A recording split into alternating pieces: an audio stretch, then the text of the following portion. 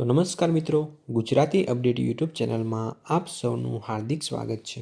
તો મિત્રો, અત્યારે ગુજરાત સરકાર દ્વારા જે કોર્ટ મેરેજનો જે કાયદો છે એમાં મિત્રો એક સુધારો કરવામાં આવ્યો છે। હવે મિત્રો, જે પણ લોકો કોર્ટ મેરેજ કરશે તો એમને છોકરા છોકરીના માતા પિતાની પરવાનગી એમાં ખૂબ જ જરૂરી છે। આવો એક સુધારો અત્યારે ગુજરાત સરકાર દ્વારા કરવામાં આવ્યો છે।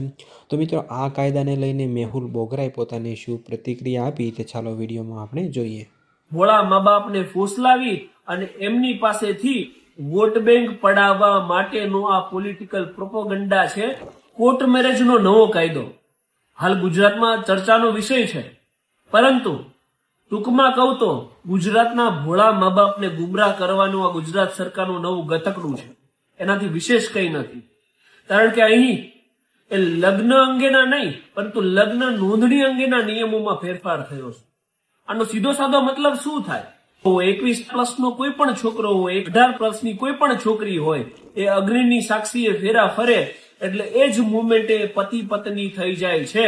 અને એ પતિ પત્ની થવા માટે કોઈ પણ મા બાપની પરવાનગીની જરૂર નથી। ભારત દેશની અંદર લગ્નની નોંધણી એ મેન્ડેટરી એટલે કે ફરજિયાત નથી, પરંતુ ઓપ્શનલ એટલે કે મરજિયાત છે। અને એવું હું નથી કહેતો, એવું સુપ્રીમ કોર્ટ કહે છે। અને નામદાર સુપ્રીમ કોર્ટ થી ઉપર તો ગુજરાત સરકાર નથી આવતી।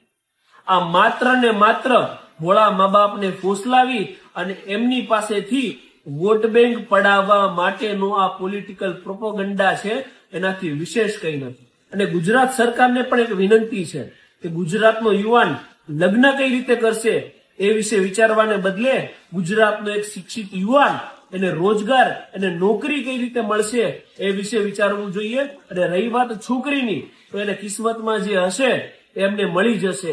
એટલે નોકરીનું વિચારશો તો ગુજરાતના યુવાનોનું ભલું થશે, ગુજરાતનું ભલું થશે અને સાથે સાથે દેશનું પણ ભલું થશે। જય હિન્દ, જય સંવિધાન, ઇન્કલાબ જિંદાબાદ।